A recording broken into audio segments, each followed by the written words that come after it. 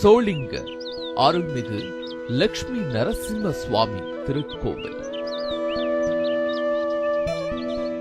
திருமங்கையாழ்வாரால் மங்களாசாசனம் செய்யப்பட்ட முக்கியமான திருத்தலம்தான் கடிகாசலம் என வழங்கப்படும் சோளிங்க அருள்மிகு நரசிம்ம சுவாமி திரு ஆலயம். மூர்த்தி, தலம், தீர்த்தம் முறையாய் தொடங்கினார்க்கு வார்த்தை சொல்ல சத்குருவும் வாய்க்கும் பராபரமே என்கிறார் தாயுமானவர். மாந்தர்கள் உன்னத நிலையை அடைய வேண்டுமானால் இறைவன் எழுந்தருளியுள்ள கோவில்களுக்கு செல்ல வேண்டும். அங்குள்ள புண்ணிய தீர்த்தங்களில் நீராட வேண்டும். மூர்த்திகளை வணங்கிட வேண்டும். இப்படி மூர்த்தி, தலம், தீர்த்தம் ஆகியவற்றில் சிறந்து விளங்குவதுதான் பேராற்றல் கொண்ட சோளிங்க பேராலயம்.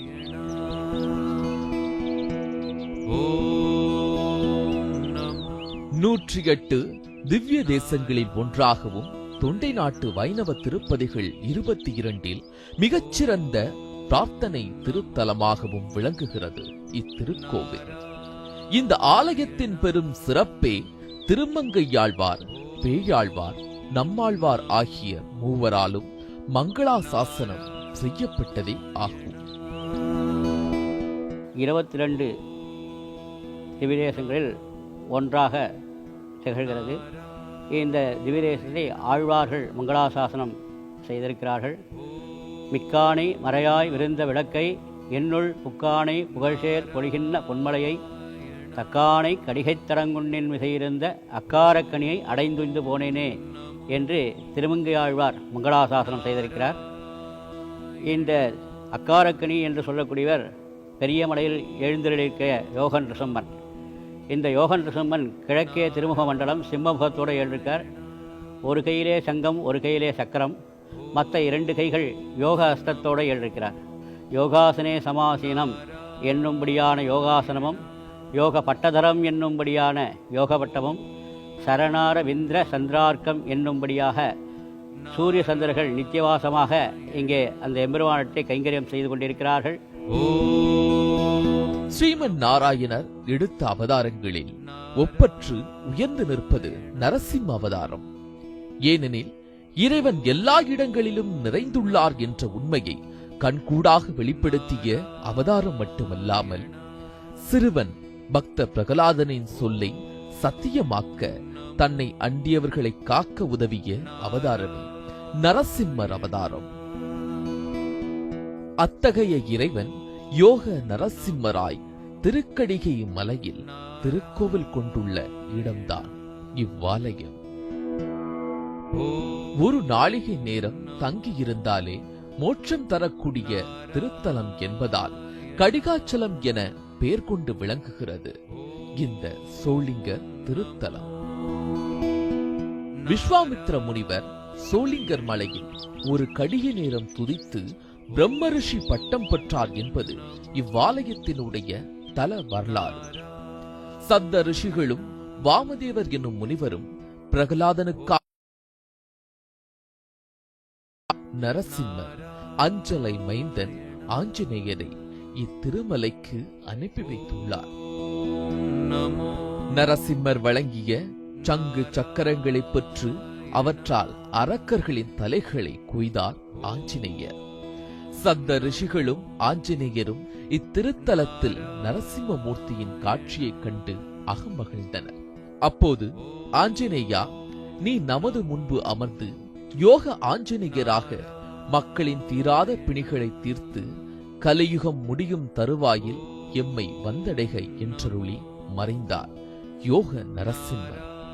எனவே இங்கே கடிகாச்சலம் எனும் பெரிய மலை மீது யோக நரசிம்மரும், அதன் அருகிலுள்ள சிறிய மலை மீது சங்கு சக்கரங்களுடன் யோக ஆஞ்சநேயரும் அமர்ந்து பக்தர்களுக்கு திருவருள் பாலித்து வருகின்றனர். எல்லா திவ்யதேசத்தை காட்டிலும் இந்த இடத்துல சிறப்பான விசேஷம் என்னென்றால், அனுமார் சங்கு சக்கரத்தோடு இருக்கார். இந்த பரத கண்டத்திலே எங்கேயும் கிடையாது. அனுமார் அதாவது யோகத்தில் எழுதியிருக்கார். யோக சங்கை, யோக பட்டம் என்று சொல்லக்கூடியதில் அவருடைய திருமுடி மேலே ராமர் பட்டாபிஷேகம் எழுதியிருக்கிறார். இங்கே வடமாலை விசேஷம். எல்லா இடத்துலையும் வடமாலை வந்து அனுமாருக்கு தோளில் சாத்துவார். இங்கே கிடையாது. இங்கே வந்து அவருடைய கிரீடத்தை பக்கத்தில் தான் சாத்துவார். அவருக்காக பிரத்யட்சமாக ராமன் எழுதியிருக்கார். ராமனுடைய ஆராதனை பெருமாளாக ரங்கநாதன் சிறியமலையில் எழுதியிருக்கார். இத்தனை சிறப்பு பொருந்திய அழகிய கோவிலுக்கு செல்லும் வழியில் பக்தர்களை வரவேற்கும் அலங்கார விளைவு உள்ளே சென்றவுடன் பிரம்மாண்டமாக வானுயர்ந்து கைகூப்பி காணப்படும் ஆஞ்சநேயர் சிலை பக்தர்களை பிரமிக்க வைக்கிறது. தொடர்ந்து சென்றால் வலதுபுறத்தில் பெரிய மலையும் இடதுபுறத்தில் சிறிய மலையையும் அடையலாம். பெரிய மலையின் அடிவாரத்தை தொட்டு வணங்கி மேலே நகரும் போது முதலில் இருப்பது ஸ்ரீ வீர ஆஞ்சநேய சுவாமி திருக்கோவில். இங்கே வணங்கிவிட்டு பக்தர்கள் தொடர்ந்து படியேறுகின்றனர்.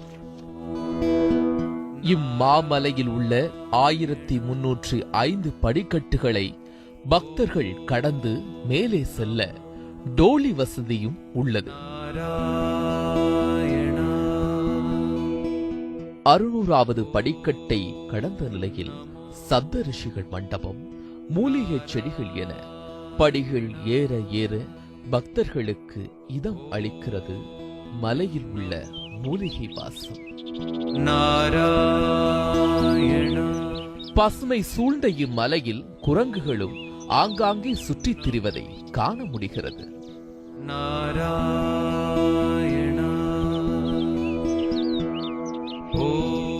இவைகளை கடந்தால் மலை உச்சியில் கம்பீரமாக எழுப்பப்பட்டிருக்கும் ராஜகோபுரம் பக்தர்களை வரவேற்கிறது. உள்ளே சென்றதும் தாயார் சன்னதி. நேரே உள்ளே சென்றால் யோக நரசிம்மர் எழுந்தருளும் கருவறை. இவைகள் பக்தர்களை பரவசம் ஊட்டுகிறது. ஒப்பற்ற பிரார்த்தனை தலமான கடிகாச்சலம் என்னும் சோளிங்க திருத்தலத்திற்கு நாள்தோறும் ஆயிரக்கணக்கான பக்தர்கள் வந்து தக்கான்குளம் என்கிற புண்ணிய தீர்த்தத்தில் நீராடி இரு மலைகளிலும் கோவில் கொண்டுள்ள யோக நரசிம்மர், யோக ஆஞ்சநேயரை முறையே வழிபட்டு நோய்கள் யாவும் நீங்கி நலம் பெற்று வருகின்றனர். பேய், பிசாசு, பில்லி சூனியங்கள் இக்கடிகாச்சல மலையை சிறிது நேரம் கண்ணுற்றால் அண்டாது என்பது இவ்வாலை மங்களாசாசனம் செய்துள்ளனர். இத்திருத்தலத்தில் இங்குள்ள மூலவரை அக்கார கணியென மங்களாசனம் செய்துள்ளார் திருமங்கையாழ்வார். பெருமாள் மூலவர் மலைமேலே யோகா நரசிம்ம ஷட்கோண மத்திய நிலையாயனமாம்னு யந்திர ரூபமாக நரசிம்மராக இருக்கார் இந்த ஊரில். ஷட்கோண மத்திய நிலையாயனமாம் நரசிம்மரே வந்து ஷட்கோணமாக இருக்கிறதுனால, யந்திர ரூபமாக இருக்கிறதுனால இன்னும் விசேஷம் ஜாஸ்தி. அதுதான் ரொம்ப விசேஷம் கட்டிகாஜல க்ஷேத்திரம். இரணினை சமாரம் பண்ணிட்டு கோவம் தணிறதுக்காக யோகத்தில் இருக்க சப்த ரிஷிகளுக்காக காட்சி தந்த இடம் கட்டிகாஜல க்ஷேத்திரம். இத்தகைய பெரும் சிறப்புகளை உடைய இவ்வாலயம் வேலூர் மாவட்டத்தில் அமைந்துள்ளது. சோளிங்கபுரம் என அழைக்கப்படும் இவ்வூர் சென்னை பெங்களூர் ரயில் மார்க்கத்தில் அரக்கோணத்திலிருந்து மேற்கே 27 கிலோமீட்டர் தொலைவிலும், சென்னை திருப்பதி ரயில் மார்க்கத்தில் திருத்தணி ரயில் நிலையத்திலிருந்து 27 கிலோமீட்டர் மேற்கிலும் இவ்வாலயம் அமைந்துள்ளது. இவ்வூர் சோளிங்கர் எனப்பட்டாலும் இதன் அருகில் 3 கிலோமீட்டர் தெற்கில் கொண்டபாளையம் எனும் சிறு கிராமம் உள்ளது. இங்குதான் யோக நரசிம்மர் அமர்ந்துள்ள பெரிய மலையும் யோக ஆஞ்சநேயர் வணங்கி நிற்கும் சிறிய மலையும் கம்பீரமாக காட்சியளிக்கிறது. மேலும் சோளிங்கபுரம் நகரில் நரசிம்ம பெருமாளின் உற்சவ மூர்த்தியின் திருக்கோவிலும் சிறப்பு வாய்ந்ததாகும். இது பக்தோசிக சுவாமி கோவில் என்று அழைக்கப்படுகிறது. தக்கான், மிக்கான், புக்கான் அப்படி என்று சொல்லக்கூடிய பேரர்கள் வந்து மலைமேலே எழுக்கிறார். தக்கான் என்று சொல்லக்கூடிய அந்த உற்சவர் இங்கே கீழே எழுந்திருக்கிறார். அதாவது பக்தர்களுக்கு உசிதமானவன், பக்தோசிதன் என்ற திருநாமம் உண்டு. அழைத்து ஆக்வானம், அதாவது ஆக்வானத்திலே எல்லாரையும் அழைத்து ஏக காலத்திலே அழைத்து பக்தர்களுக்கு அனுகிரகம் பண்ணுகிறார். ஸ்ரீதேவி பூதேவியின் ஆட்சியாரோட இங்கே ஆதிசேஷனில் பெருமாள் எழுந்திருக்கிறார். சென்னால் குடையாம், இருந்தால் சிங்காசனமாம், நின்னால் மரவடையாம், நீள்கடலுள் எண்ணும் முனையாம் பூம்பட்டாம் ஒழுகுணையாம் திருமார்கரவி என்று சொல்லக்கூடிய அந்த பாசுரத்தின் கிரமமாக பெருமாள் ஆதிசேஷன் எழுந்திருக்கிறார். அவருடைய பாதுகையாக சடகோபன் என்று சொல்லக்கூடிய அந்த சடாரி என்று சொல்லக்கூடிய அந்த இவரும் ஆதிசேஷனுடைய சொரூபமாக இங்கு எழுதியிருக்கிறார். 108 திவ்யதேசத்தில் எங்கேயுமே கிடையாது. இந்த ஒரு திவ்யதேசத்தில் ஆதிசேஷன் சீசடையாராக எழுதியிருக்கிறார். இதற்கு பின்னாலே ஆதிகேசவ பெருமாள் எழுந்திருக்கிறார். பிராச்சீனமான சன்னதி. சோழர்களுடைய காலத்திலே இந்த சன்னதி பிரதிஷ்டப்பட்டதனால சோழசிம்மபுரம், சோழலிங்கபுரம் என்றெல்லாம் பின்னால் மருவி வந்திருக்கு. இந்த ஸ்தலாச்சாரிய புருஷராக சுவாமி தொட்டையாச்சார் அவதாரம் பண்ணினார். அதாவது விசிஷ்டாத்வைத்த நிலைநாட்டிய எம்பெருமானாருடைய மருமானாக முதலியாண்டான். அந்த முதலியாண்டானுடைய குமாரர் கந்தாடையாண்டான். அந்த கந்தாடையாடைய குமாரர் கந்தாடை சோழப்பர்.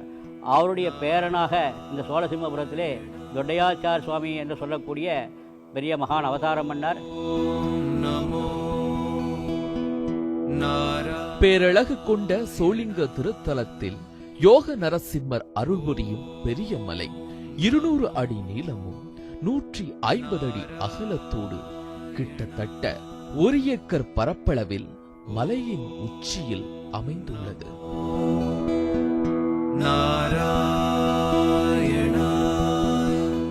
இம்மலையின் மேலே செல்ல வசதியாக 1305 படிக்கற்கள் அமைக்கப்பட்டுள்ளது. இந்த பெரிய மலைக்கு நேர் எதிராக ஸ்ரீ யோக ஆஞ்சநேய சுவாமி திருக்கோவில் சிறிய மலையில் அமைந்துள்ளது. 350 அடி உயரத்தில் உள்ள இக்கோவிலை அடைவதற்கு 406 படிகள் உள்ளன. 150 அடி நீளம், 250 அடி மரம் உள்ளது. ஊர் பெருமாள் கோவிலில் முன்பு பாரிஜாத மரம் இருந்துள்ளது. பெரிய மலையில் உள்ளே நுழையும் போது அழகிய கோபுர வாசலின் அத்தோற்றம் நம் உள்ளத்தை கொள்ளை கொள்ளும். அங்கு நின்று சுற்றும் முற்றும் பார்த்தால் பச்சை பசேல் என பசுமை படர்ந்த குன்றுகளும் இடையிடையே சில ஊர்களும் காட்சியளிக்கிறது. கோவிலின் வலதுபுறமாக பெரிய பலிபீடமும் கொடிமரமும் வானுயர அமைந்துள்ளது. இங்கே அமிர்தவல்லி தாயார் சன்னதியை கடந்தால் பெருமாள் சன்னதி. தாயார் கிழக்கு முகமாக வீற்றிருக்கிறார். இந்த திருக்கோவில் சப்தரிஷி காலத்து பெருமாள் உத்பவமூர்த்தி, யாரும் பிரதிஷ்டை கிடையாது, உத்பவமூர்த்தி. அவள் சப்தரிஷியில் நினைச்ச மாத்திரத்தில் உத்பவம் ஆனதுனால உத்பவமூர்த்தி. அதனால கெட்டிகாஜல கஷேத்திரத்தில் யாரும் பிரதிஷ்டை கிடையாது. சப்தரிஷி காலத்து பெருமாள். ஆழ்வார் ஆச்சாரியர்கள் காலத்திலேருந்து நமக்கு கணக்கு வருது. இவா ஆழ்வார்கள் பாடியிருக்கான்றதுனால அந்த கணக்கு வருது. அதே நேரத்தில் இரண்டாம் பராந்தக சோழன் காலத்தில் இந்த கோவில் புதுப்பிக்கப்பட்டது. ரிப்பேர் பண்ணுறது அந்த மாதிரி இதெல்லாம் அந்த காலத்தில். பிற்பாடு எல்லார் காலத்திலும் வரிசையாக நடந்துட்டு வந்தாங்க. பெருமாள் கருவறையின் முன் மண்டபம், மேல் விதானமும் சுவர்களும் வண்ண ஓவியங்களால் அலங்கரிக்கப்பட்டுள்ளன. பெருமாளின் முன்பு 2 இறக்கைகளுடன் குவித்த கையுடன் சிலை வடிவில் சிறிய கருடாழ்வார் நின்ற நிலையில் காட்சி தருகிறார். சோளிங்க நகரின் நடுவில் நீல் சதுர வடிவில் அழகுற அமைந்துள்ளது ஊர் பெருமாள் கோவில். கோவிலின் முன் திருத்தேர் ஒன்று எழிலுற நின்று நம்மை வியந்து நோக்கச் செய்யும். இங்கே அழகிய தெப்பக்குளமும் அமைந்துள்ளது. பெருமாள் சன்னதிக்கு பின் ஆதிகேசவ பெருமாள் சன்னதி உள்ளது. இங்கே உபநாச்சியார் சிலை வடிவில் நின்ற நிலையில் உயர்ந்து காணப்படுகிறார். ரங்க மண்டபம் எனும் மகா மண்டபத்தை கடந்து உள்ளே சென்றால் பக்தோசிக சுவாமி சன்னதியை காணலாம். இங்கே சப்த ரிஷிகளுக்கென்று தனி மண்டபம் அமைக்கப்பட்டுள்ளது. இவ்வாலயங்களில் சித்திரை, வைகாசி, ஆடி, ஆவணி, புரட்டாசி, ஐப்பசி, கார்த்திகை, மார்கழி, தை, மாசி, பங்குனி என ஒவ்வொரு மாதமும் விழாவாகவே கொண்டாடப்படுகிறது. இங்கே கிரி பிரதர்ஷனம் என்று சொல்லக்கூடிய பெரிய உற்சவம் தை மாதம் 3ஆம் தேதி வெகு சிறப்பாக நடக்கிறது. அன்றைய தினம் எம்பெருமான் சிறிய கிராமங்களுக்கெல்லாம் எழுந்தருளி கடைசியிலே ஏகாதசி மண்டபம், துவாதசி மண்டபம் என்று 2 மண்டபங்கள் இருக்கிறது. அந்த மண்டபத்திலே ஏகாதசி மண்டபத்திலிருந்து துவாதசி மண்டபம் 2 கிலோமீட்டர் இருக்குது. அந்த இடத்திலே பெருமாள் சேஷவாகனத்திலே அந்த சப்தரிஷிகளுக்காக சேவை சாய்த்தார். அதனால்தான் அதன் நிகழ்வாகத்தான் ஆதி பிரம்மோற்சவம் என்று சொல்லக்கூடிய உற்சவம் இன்றும் அந்த நிகழ்ச்சி நடக்கிறது. யோக லட்சுமி நரசிம்மர் ஆலயத்தில் தங்க தேர் உலா சிறப்பு வாய்ந்தது. இங்கே கோவிலில் பணி செய்வதற்காக சேவாதிகள் உள்ளனர். சுமார் ஒரு 25 வருஷத்துக்கு முன்னே நாங்கள் சேவை பண்ண வந்தேன். எங்கள் குடும்ப பிரச்சனைக்காக, வீட்டில் கஷ்டன்றதுக்காக. அப்போ மேலே ஷீட் எதுவும் கிடையாது. பெரிய மலையில் 1305 படி டெய்லி மலை ஏறி சேவை பண்ணணும். 108 சுற்று சுற்றணும் பெருமாளை. அப்படியே கொஞ்ச நாளில் நாளடைவில் பார்த்துட்டு இருக்கும்போதே கண்ணுக்கு தெரியாத அளவுக்கு ஷெட்டு போட்டாங்க. அங்கங்கே குழா வசதியும் சேவாத்திங்க போகிறதுக்கு தண்ணி ஏற்பாடும் பண்ணிட்டாங்க. அப்புறம் நிறைய கூட்டங்க வர ஆரம்பிச்சிச்சு. நிறைய சேவாத்திங்களும் வருவாங்க. நானும் சேவாத்தி தான். டெய்லி மலைக்கு போயிட்டு 108 சுற்று சுற்றணும். சுற்றிட்டு சாமி தரிசனம் பார்த்துட்டு தீர்த்தம் வாங்கிட்டு வீட்டுக்கு வரணும். மதியத்துக்கு மேலே சின்ன மலைக்கு போயிட்டு ஆஞ்சநேயர் சன்னதி 108 சுற்று சுற்றணும். ராமர் சன்னதி 108 சுற்று சுற்றணும். ரங்கநாதர் சன்னதி 108 சுற்று சுற்றிட்டு தரிசனம் பார்த்துட்டு தீர்த்தம் வாங்கி சாப்பிட்டு வீட்டுக்கு வருவோம். டோட்டலாக இந்த மாதிரி நிறைய சேவாத்திங்க இருக்கிறாங்க. அவங்கவுங்க வெவ்வேறு பிரச்சனைங்க இருக்கும். அவங்கவுங்களுக்கு குடும்ப கஷ்டம், குழந்தை இல்லாதவங்க, கல்யாணம் ஆகாதவங்க, எத்தனையோ பிரச்சனை இருக்கும். அந்த மாதிரி தொடர்ந்து இந்த சேவை பண்ணினே இருக்கும்போது பெருமாளை நம்ம உண்மையான அன்போட, உண்மையான பக்தியோட பெருமாளை சேவை பண்ணும்போது அவர் நமக்கு கனவுல சொப்பனமாக சொல்வார். சின்ன வயசுலேருந்து எனக்கு சேவை செய்கிறதுனா இவருக்கு ரொம்ப பிடிக்கும். நாங்கள் அப்பா அம்மாலாம் வருஷம் வருஷம் இங்கே தங்கி சேவை பண்ணிவிட்டு 2 மலைக்கு அபிஷேகம் பண்ணிவிட்டு போவோம். அதனால் எங்களுக்கு நினச்சது என்னை நல்லபடியாக நடத்தி வச்சுருப்பார். கஷ்டங்களை கொடுத்தாலும் எங்களை கைவிடுறது கிடையாது. அதாவது வர மக்கள்கிட்டவும் அவர் கஷ்டத்தை தான் எதிர்பார்ப்பார். அவங்க இது பண்ணி அது அதுன்ட்டுலாம் எதுவும் இது பண்ண மாட்டார். வேண்டிகிட்டு எதை நினச்சிட்டு போனாலும் அவங்களுக்கு கண்டிப்பாக கிடைக்கும். குழந்தை இல்லாதவங்களுக்கு குழந்தை பாக்கியம் கொடுப்பாரு. கடன் பிரச்சனை இருக்குது, கடன் தீர்த்து கொடுப்பாரு. நோவில் இருக்கிறவங்களுக்கு நோவு கொடுப்பாரு. மாங்கல்ய பாக்கியம் கொடுத்துருக்காரு. எவ்வளோ பல விஷயங்கள் எங்கள் கண்ணு முன்னாடி நடக்குது, நாங்கள் பார்க்குறோம். இங்கே வேண்டிகிட்டு போகிறவங்க குழந்தையோடு தான் வருவாங்க. அந்த மாதிரி உண்மையெல்லாம் இங்கே நடந்திருக்கு. அவருடைய சக்தி அவருடைய ஒரு மகிமை. நம்ம சொன்னால் நான் என்னுடைய அனுபவத்தில் நான் சொல்லிடுறேன். ஆனால் சிலருடைய இதில் அவங்க நடந்து நான் நம்பி வராங்க பாருங்கள், அவங்களுக்கு உண்மையில் நடந்திருக்கு. இங்கே இந்த அடிவாரத்தில் நான் எல்லா மக்களையும் பார்க்குறேன். கஷ்டப்பட்டவங்க வந்தவங்களையும் பார்க்குறேன். அதனுடைய பலன் அனுபவிச்சவங்களையும் பார்க்குறேன். இப்போ நான் கஷ்டப்பட்டுன்னு இருக்கிறவங்களும் அதனுடைய இந்த அளவுக்கு இருந்து நாங்கள் இந்த அடிவாரத்தில் நாங்கள் இந்த அளவுக்கு பலன் நல்லது நடந்திருக்கு. எங்கள் வாழ்க்கையில் இவ்வளோ மாற்றம் கிடச்சிருக்கு. நாங்கள் எவ்வளோ பலன் செலவு பண்ணிட்டு வந்திருக்கோம். குழந்தைலாம் ஹாஸ்பிட்டலுக்கு போயிருக்கோம்.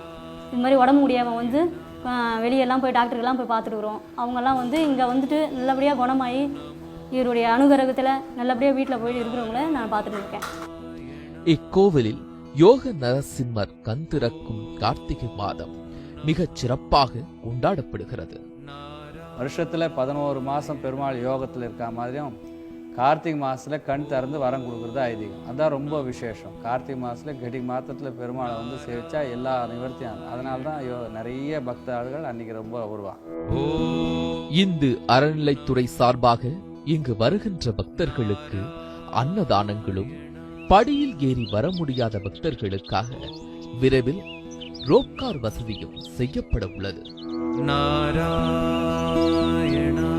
இங்கே வந்திருக்கிற எல்லாருக்கும் எம்பெருமான் எல்லா விதமான கஷ்டங்களெல்லாம் போக்கி நல்ல சௌகரியமான விசேஷங்கள்லாம் கொடுக்குறார். அதாவது இந்த பெருமாளை பார்த்தாலே போகிறோம். அக்காரக்கட்டினாலே வெள்ளைக்கட்டி, இந்த வெள்ளைக்கட்டியை சாப்பிட்டா திகட்டி போய்ட, ஓரளவுக்கு தான் சாப்பிட முடியாது, அதுக்கு மேலே திகட்ட முடியாது.